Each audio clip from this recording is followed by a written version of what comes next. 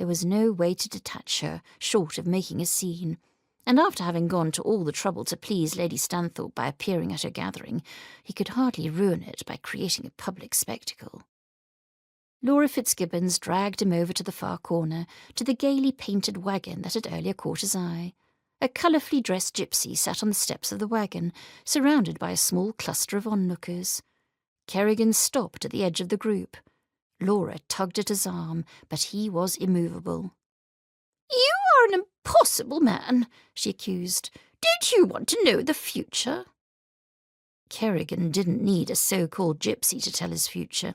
His future included a great many things, but Laura Fitzgibbons would not be one of them. Relinquishing his arm, Laura pushed her way through the crowd.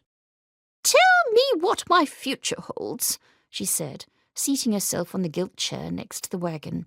"Will I find passion and romance?"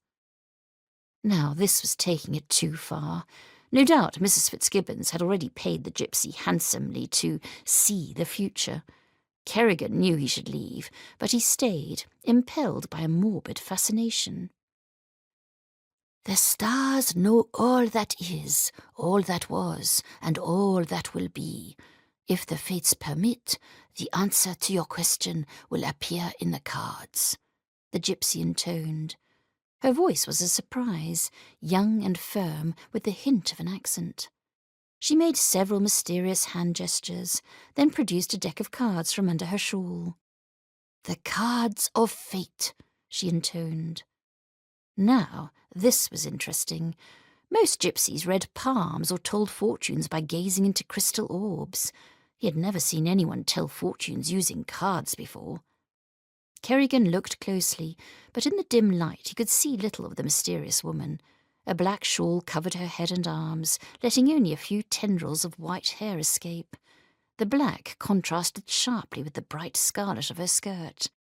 Her hands were delicate and fine-boned, agilely shuffling the deck of cards. Her wrists, covered in bangles, appeared too slender for belief. They were the hands of a young woman.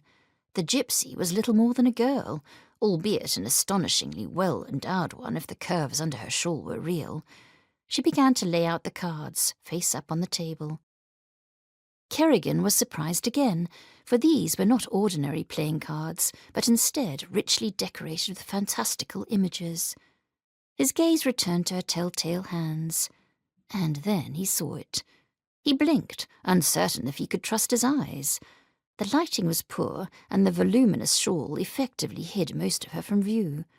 He continued to observe closely, vaguely aware that Mrs. Fitzgibbons was pressing the gypsy for answers. And then he saw it again. Her hands fumbled slightly as she dealt a card from the bottom of the deck. The wench was cheating.